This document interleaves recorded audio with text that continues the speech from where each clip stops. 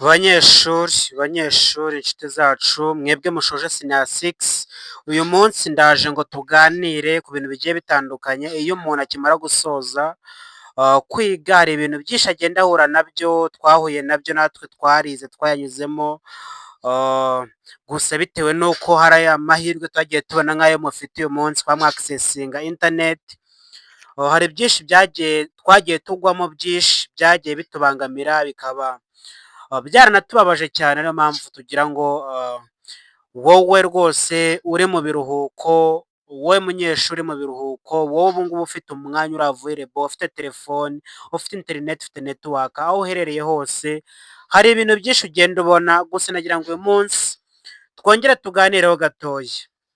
Gusa narakomeza nagira ngo mbwire ko uri kuri DJP Global Hub. Niba ari ubwa mbere tubanye ibuka ukore subscribe.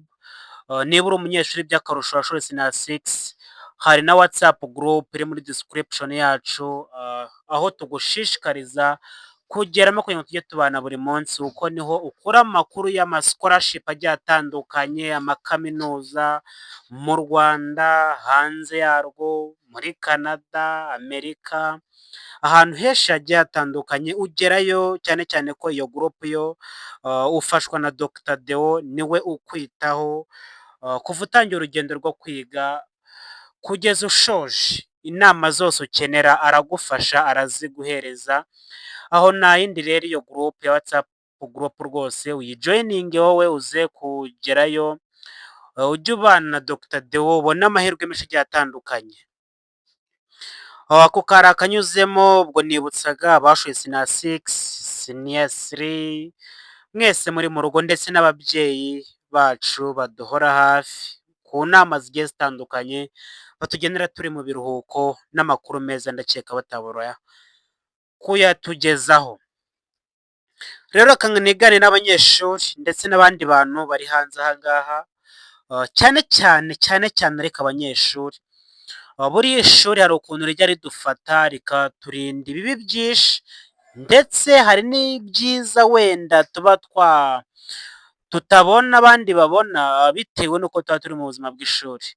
Gusa we munyeshuri hano hanze, rya nkubwire ko ikintu cya scam cyeze cyane. Ibintu by'amabizinesi bigusezeranya inyungu, bigatuma dore wari ushoje ukennye bikagukenesha kurushaho. Ni ibintu byinshi cyane. Niyo mpamvu ngira ngo tubane, usobanukirwe, nibura ujye ubasha kugira amakenga, nibura n'umuntu waza akuganiriza, kumvisha ibintu bya scam, ku buryo asanga hari nosiyo cyangwa se hari amakuru make wifiteho. Muri make nube warasigaye mu buzima buri hanze aha ngaha. Buri muntu ari gushaka umugati kabisa, buri muntu arashaka umugati, araza agateka umutwe, yabona bikunze, nuko nyine ugasigara, ntabwo yitaye ku gukena kwawe. Niyo mpamvu ngewe rongera ngo rwose aka kanya wafashe twaba turimo turabana, ukurikiye rwose DJP Global Hub, ndagira ngo mubwire ko ibintu bya scam byabaye byinshi cyane hanze aha ngaha. Abantu barimo barababazwa nabyo, barababazwa cyane ndetse cyane. So hari ibintu bya online, umuntu araza akakubwira ngo hari business irimo iratanga amafaranga, urashoramo 5, ukumva ni amafaranga makeya cyane, ati ku munsi ukabona amafaranga 1000 ya buri munsi, wenda mu minsi 40 ugakuba ukumva ni 40. Nk'umunyeshuri ushoje rwose, navuga ko ushoje umeze nkatwe nk'uko twashoje tumeze icyo gihe, urahita ushiturwa n'ayo mafaranga, ushiturwe n'ibyo bintu wumvishe. Gusa niyo mubwire ngo ibyo bintu byose ntabwo ari byo, si byo rwose. Hari ibintu byinshi bigenda bifunga, byinshi cyane. Ahubwo nagira ngo wowe ufite inzozi zo kwiga, aho kugira ngo unakomerekere muri ubu buzima, komeza ube focused, komeze ugire intumbero, komeze ugire intego nk'uko wazigize ukiga, ukaba ushoje, ndetse n'amanota ukaba wizeye ko azaba meza. Ndagira ngo ukomeze wizere nk'uko wahoze wizeye gutyo kabisa, kuko ibintu biri hano hanze birakaze rwose. Wenda naguha nk'urugero, njye nsoza umwaka w'amashuri yisumbuye, hari ibyigeze kumbaho. Naguze agatelefone ari ubwa mbere, nkagura 20,000, rwose. kitwaga ndakeka ni Pop, ngo ni Pop, Tecno Pop. Gusa icyo gihe ntago nzibagirwa narakaguze ariko ntago nari nzi WhatsApp mbere, gusa naje kuyimenya hano banshyira mu magurupe menshi agiye atandukanye ngo aha ngaha dore aha ngaha hakugeza ku mukoresha, uhabona akazi, ibintu byinshi bla biba byinshi.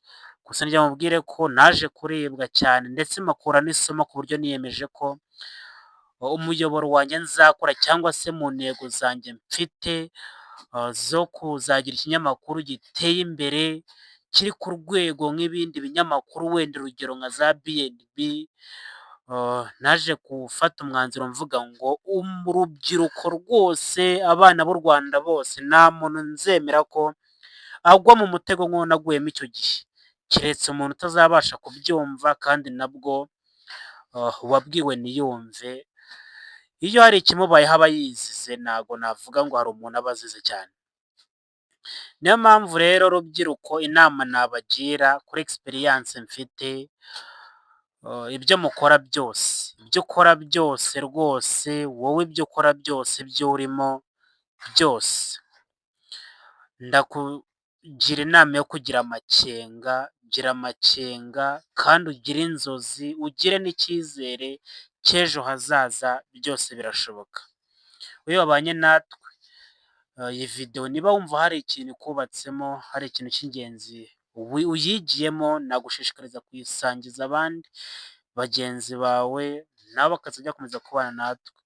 Kandi dore n'umuyoboro wacu ugiye kuzuza 5,000, nakugira inama cyangwa se nagushishikariza kuba uwa mbere mu basizeho subscribe zuzuza ibyo 5,000.